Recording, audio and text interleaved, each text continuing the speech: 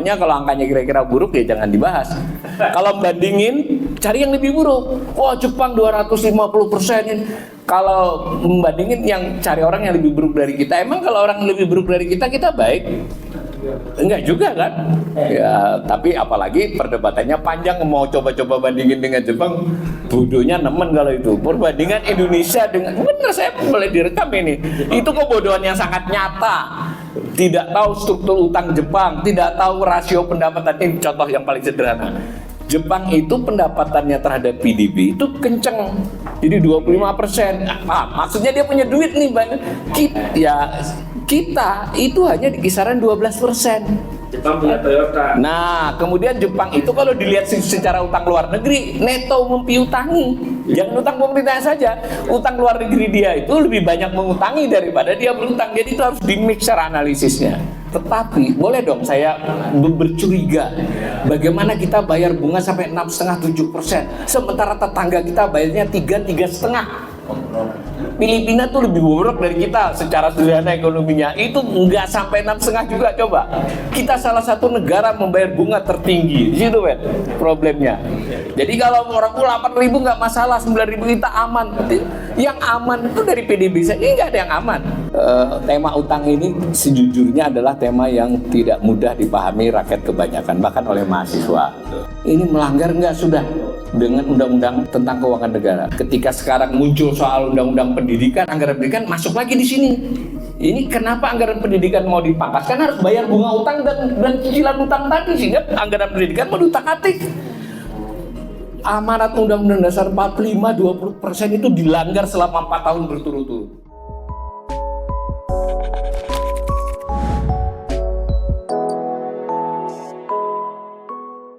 Tema utang sebagai sesuatu di masyarakat itu di masyarakat bawah itu enggak bunyi ya. Artinya mereka kalau diajak ribut utang itu, jangankan masyarakat, mahasiswa aja kadang susah. Tetapi ketika dibawa ke ranah hukum bisa.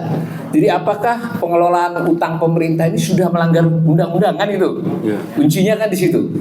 Dia selalu mengatakan 60% belum dilewati sehingga nggak melanggar undang-undang. Nanti saya perlihatkan di paparan saya sudah dilanggar. Tinggal tafsirnya yang seperti apa. Satu. Yang kedua yang baru-baru tadi tadi agak telat karena saya harus podcast dulu.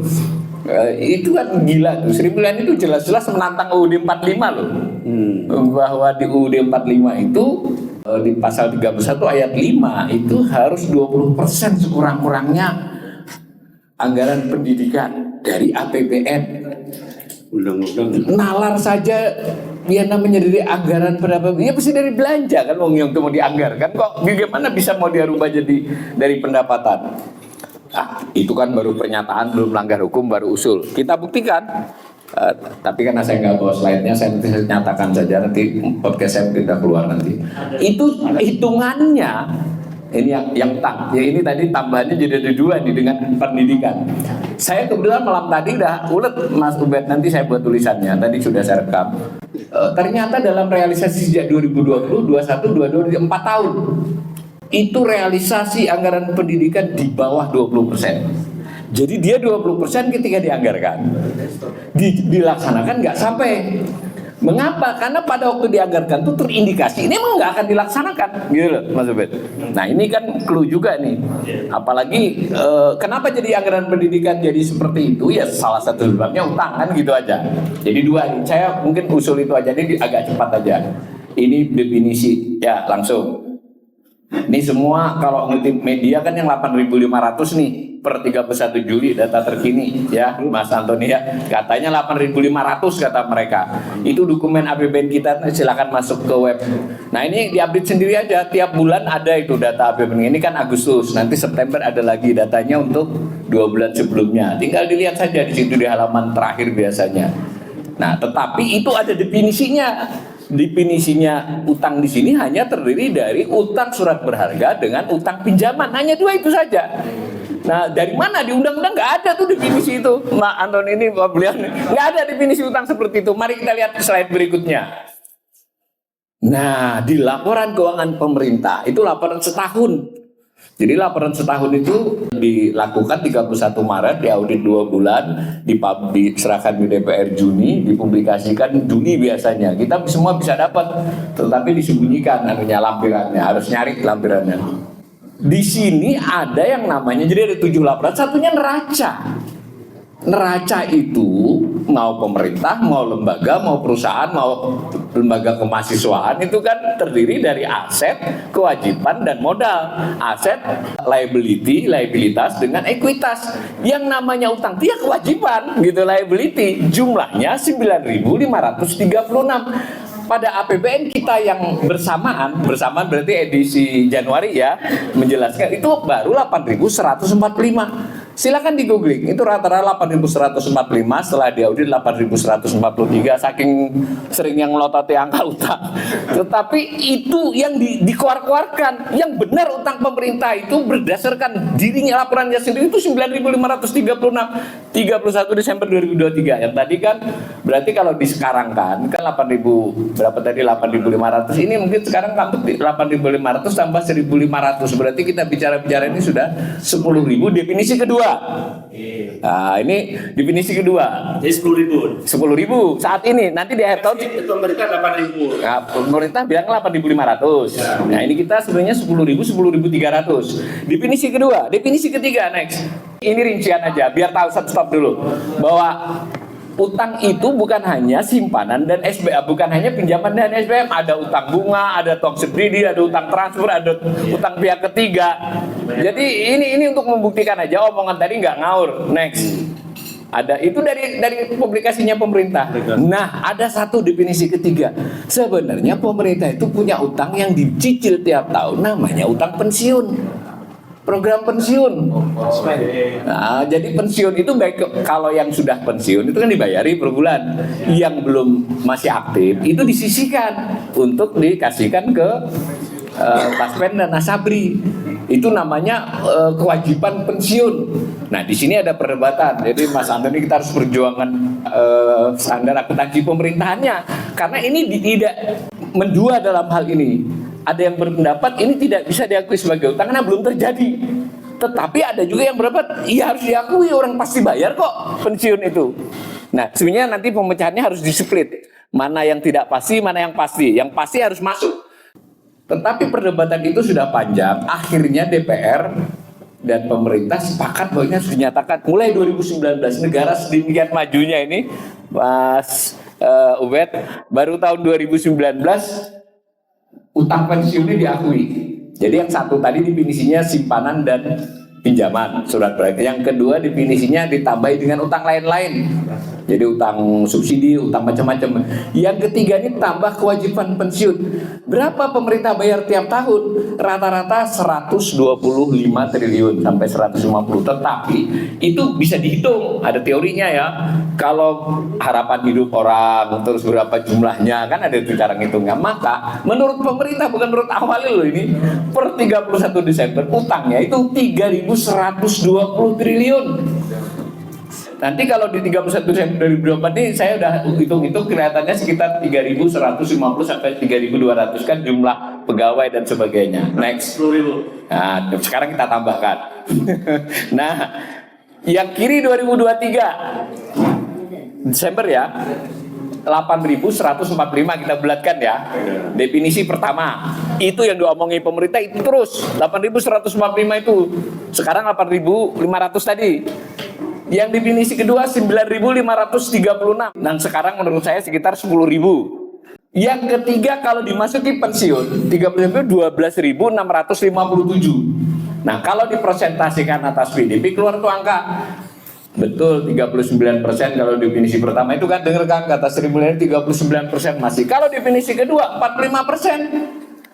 Kalau definisi ketiga, nah ini kan kuncinya nih 60,58%. Udah lewat tuh 60%. Ini belum bawa-bawa BUMN loh Mas Ubed. Kalau mau bawa BUMN yang nomor 4, saya termasuk tidak mau bawa BUMN. Nanti kita debat aja. BUMN itu harus dipecah. BUMN yang sifatnya dijamin oleh pemerintah itu harus masuk. Tapi sebagai risiko fiskal harus dinyatakan, ya gitu Mas Antoni. Itu juga laporan keuangan tidak memberikan pernyataan yang cukup memadai sebagai laporan keuangan tentang risiko utang BUMN. Tapi oke, sementara nggak usah pakai itu aja sudah 60 kok. Kalau pakai BUMN 100%.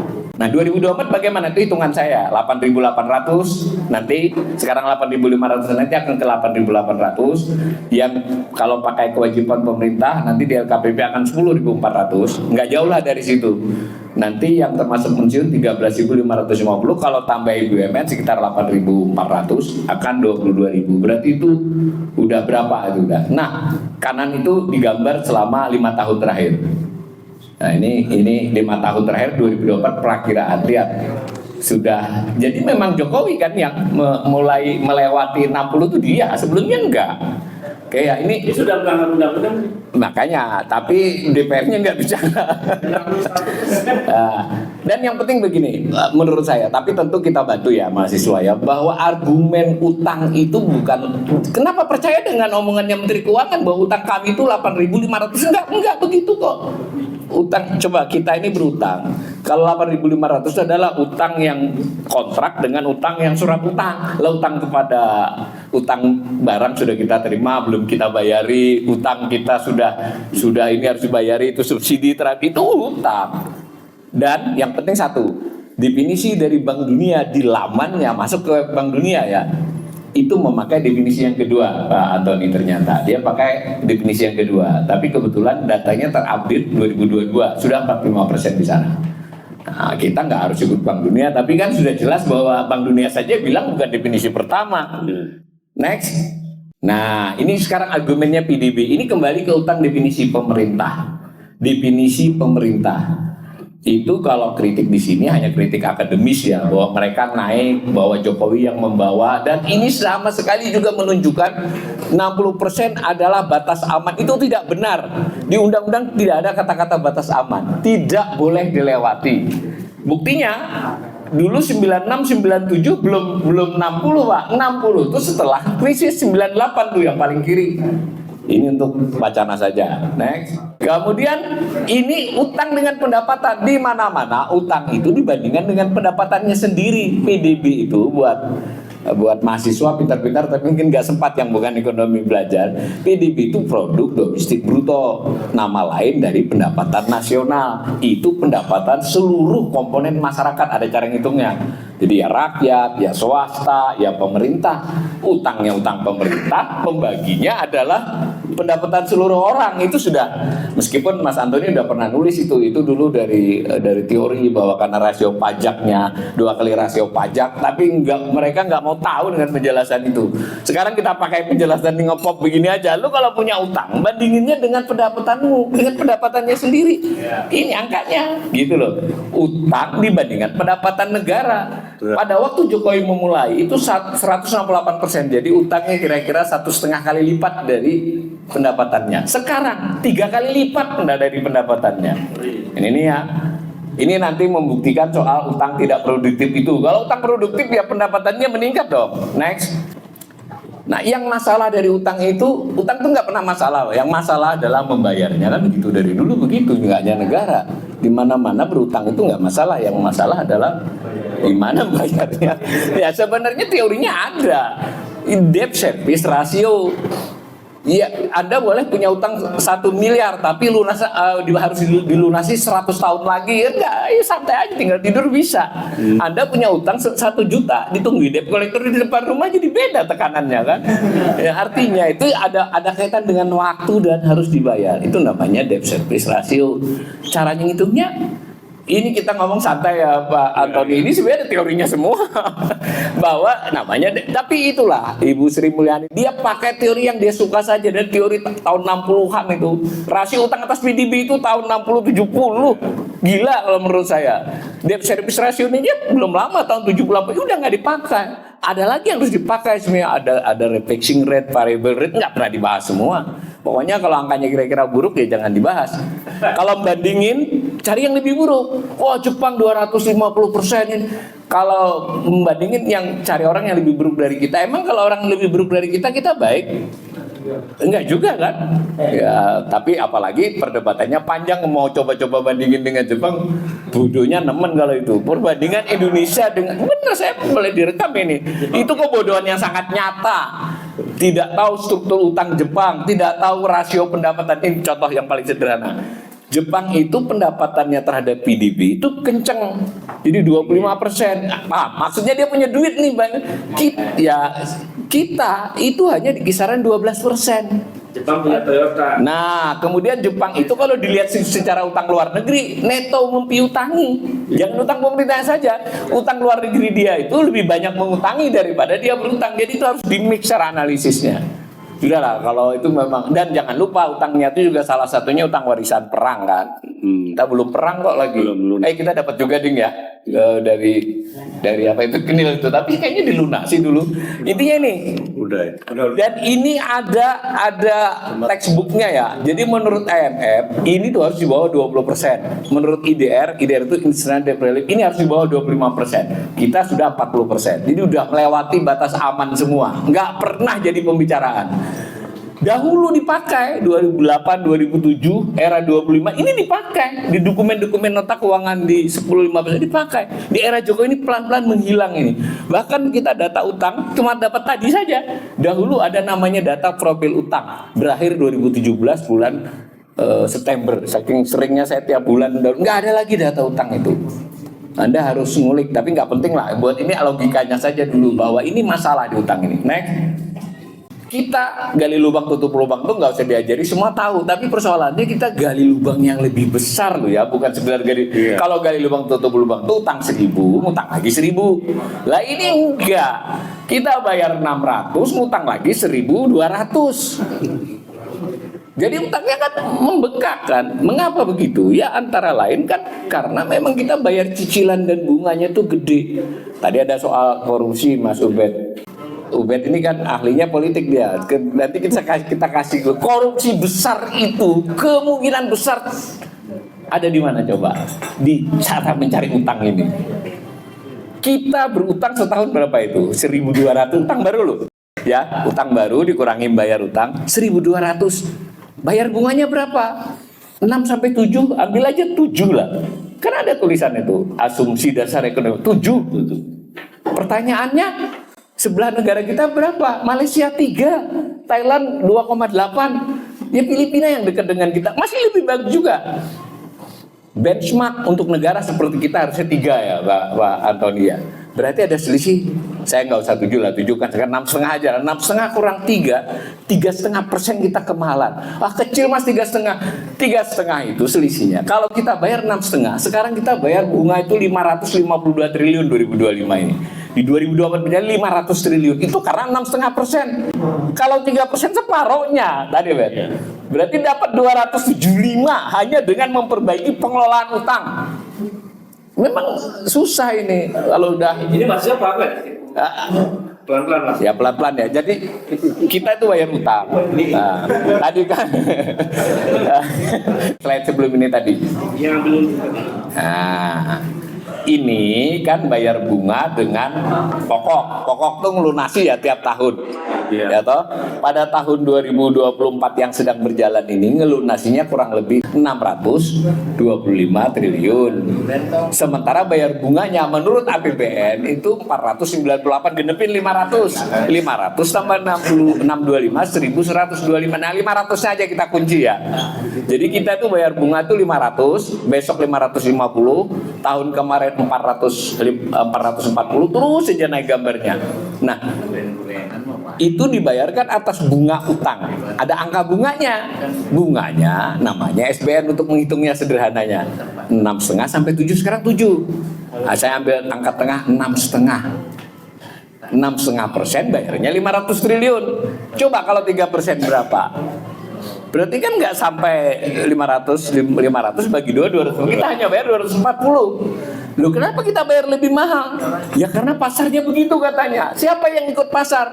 Nah itu tanya Bu Sri Mulyani itu. Siapa yang membeli surat berharga negara kita? Coba. 1 Bank Indonesia, 2 Bank bank BUMN 3 asing, yang banyak itu ibu-ibu rumah tangga banyak ya ada, tapi yang itu nggak faktor. Ibu rumah tangga ya senang beli kalau dikasih 7 kan, coba dikasih 3 nggak jadi beli, dia enggak. Tetapi yang mendrive harga itu asing. Saya tidak bisa membuktikan secara hukum karena ini direkam ya, tetapi boleh dong saya bercuriga bagaimana kita bayar bunga sampai 6,5-7%, sementara tetangga kita bayarnya 3-3,5%. Filipina tuh lebih bobrok dari kita secara sederhana ekonominya, itu nggak sampai 6,5 juga. Coba kita salah satu negara membayar bunga tertinggi di situ, Ben, problemnya. Jadi kalau orang 8.000 nggak masalah, 9.000 kita aman. Yang aman itu dari PDB saja, ini nggak ada yang aman. Next. Jadi merembet tuh nanti. Ini kayak adiktif sudah ngutang ini. Nggak butuh juga ngutang. Jadi kita ini sudah nggak butuh. Saya tidak mau bela Soeharto karena saya ikut demo melawan Soeharto. Tetapi supaya tahu saja secara ilmu ekonomi. Zaman Soeharto itu utang disebut penerimaan pembangunan, Pak. Jadi kalau berutang itu namanya penerimaan pembangunan. Tidak ada serupiah pun dipakai untuk gaji pegawai, untuk beli barang. Itu untuk pembangunan. Sekarang berutang untuk bayar bunga dan cicilan, gila nggak? Ini gila pakai banget ini. Itu dibilang aman, saya tidak tahu gaji dan sampai kita tuh pusing dan jelasin utangnya aman dari mana. Next, produktif. Tadi sudah saya katakan produktif. Dari sisi mana produktif? Yang kanan itu pertumbuhan ekonomi, yang biru itu pertumbuhan ekonomi, yang orange itu kenaikan utangnya. Kenaikannya bukan utangnya loh ya. Jadi kalau bertambah 500-600, coba lihat gambarnya aja udah kelihatan. Ya, Pak Antoni ini udah pakai ilmu paling sederhana nih, pakai pengantar SMA, SMP, PowerPoint itu Excel. Ya kan, yang orange itu tambahan utang. Jadi kalau 8.800 dari 8.150 itu nambahnya 650 kayak gitu loh. Yang biru itu pertumbuhan ekonomi. Ya udah kelihatan gambarnya kan. Nah yang atas, oh kita produktif buat jalan segala, bohong. Saya itu ada nilai aset pemerintah tadi loh, neraca di atas tadi. Ya kalau mana barangnya? Laporan lu mana barangnya? Itu gambarnya. Yang orange itu adalah nilai aset tetap, yang biru utang. Tapi itu kan yang orange sempat naik. Ini nanti dulu. Yang naik 2019 itu 18 ke 19 naik itu bukan karena ngutang, Pak. Namanya revaluasi. Jadi udah punya tanah banyak nih. Dulu dicatat harga beli. Nah pemerintah pengen meleverage biar bisa utang lebih banyak kan gitu ya. Nah, dia revaluasi, dinaik harganya disesuaikan dengan pasar. Jadi naiknya yang orange itu tidak karena utang baru. Mana enggak? Berarti nggak dibeliin aset ya ada, tapi kecil. Ini kita ada penugasan kepada BUMN biar BUMN bisa berkembang. Nggak ada bukti juga. Aset kita di BUMN yang bawah. Ini pertumbuhan gambar. Naik yang terakhir, gambarnya untuk membuktikan utang tidak produktif. Kalau memang utang itu produktif, pendapatannya kan naik lebih dari utang kan. Nah ini rasio pendapatan negara yang tadi Jepang 25%, kita 12% itu begini. Nah, saya tutup aja bahwa intinya begini. Tema utang ini sejujurnya adalah tema yang tidak mudah dipahami rakyat kebanyakan, bahkan oleh mahasiswa. Ini melanggar nggak sudah dengan undang-undang tentang keuangan negara. Ketika sekarang muncul soal undang-undang pendidikan, anggaran pendidikan masuk lagi di sini. Ini kenapa anggaran pendidikan mau dipangkas? Kan harus bayar bunga utang dan cicilan utang tadi, sehingga anggaran pendidikan mau diutak-atik. Amanat Undang-Undang Dasar 45 20% itu dilanggar selama 4 tahun berturut-turut. Jadi dan itu antara lain karena kita ngutang ngawur, ngutang ugal-ugalan. Saya mengajak teman-teman mahasiswa buat timnya, nggak usah semua, yang kira-kira bisa mengolah-ngolah ini menjadi bahasa populer. Ini kan bahasa akademis nih, bahasa populer. Kenapa kalau kita ngutang itu artinya yang bayar kita besok. Terus dengan utang yang besar pemerintah tidak bisa memberikan layanan. Dengan utang yang besar terpaksa pajak dinaikin, ya toh. Dengan yang utang yang besar anggaran pendidikan dikurangi. Ya anggaran pendidikan itu nanti sudah ditambahi dengan makan siang gitu. Ya oke lah makan siang, kalau memang kuat kasih makan. Kenapa cuma makan siang? Kenapa nggak pagi siang malam sekalian aja seluruh rakyat Indonesia dikasih makan? Ya kan? Loh, ada terakhir ini, ada anggaran yang disebut perlindungan sosial. Dia anggaran pendidikan. Anggaran perlindungan sosial itu 500 triliun, Pak. 500 triliun, saya ulangi. 500 triliun itu kurang lebih sudah berlangsung sejak 2020. 450 sampai 500. 500 triliun bungkus ya. Berapa jumlah orang miskin? 25 juta. 25 juta tuh per Maret. Nah sekarang umpama 500 triliun itu nggak usah jadi program, kasih saja orang miskin itu. 500 dibagi dapat satu orang dapat 2 miliar, Pak. Nggak masuk akal kan? Nah sekarang sudah, jangan hanya orang miskin, kita semua dapat. Kenapa yang 500 itu nggak dibagi ke 50 juta rakyat Indonesia saja? Kalau pemerintah nggak mampu gitu aja deh. Ini bukan soal kita mau membagi, tapi betapa bobroknya silakan direkami, betapa bobroknya pengelolaan APBN kita. Ya, seperti itu, belanja kok seperti itu ya. Tidak ada hasilnya kamu belanja, tidak jadi harta, ya sekecil, tidak jadi pendapatan, tidak jadi pendapatan masyarakat PDB. Yang ada adalah beban yang diberikan kepada kita. Ini bukan lagi seharusnya dia hanya melanggar hukum. Jadi saya betul-betul ingin memberi gambaran 500 triliun anggaran perlindungan sosial.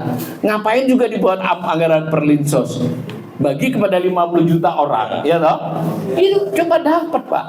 Dan garis kemiskinan itu hanya 582.000. Kalau dikasih 1 juta kan otomatis nggak miskin dia. Padahal dia nggak nol. Ini lagi muncul istilah kemiskinan ekstrim. Ini berapa hari ini kan? Ukurannya suka-suka dia buat ekstrim itu seperti apa. Saya sudah podcast, udah ada 3 ukuran yang diutarakan oleh pemerintah sendiri. Udahlah. Karena nggak mampu mengatasi kemiskinan, pakai definisi kemiskinan ekstrim. Yang terakhir, begitu juga dengan kompensasi BBM. Nggak coba begini, kompensasi BBM itu dianggap perlinsos, Pak, jadinya kan ngawur semua. Jadi saya ingin mengatakan pemerintah kesulitan duit, tetapi yang benar itu mereka kesulitan duit karena ulah mereka sendiri. Dan kalau ditekan, sebenarnya duit yang ada ini masih cukup untuk dikelola asal benar mengelolanya. Apakah pemerintahan Prabowo bisa diharapkan sejauh RAPBN 2025? Tidak bisa diharapkan. Terang-terangan RAPBN itu kan mau dijalankan, kecuali dia rubah selama pembahasan. Kalau diketok, berarti Prabowo akan menambah utang 775 triliun selama, dan itu termasuk itu rekor tertinggi selama setahun kecuali 2020 pas Covid. Coba kalau dimulai dengan cara begitu, apa yang kita maui? Terus pendidikan mau dikurang-kurangi dikit lah, gitu ya.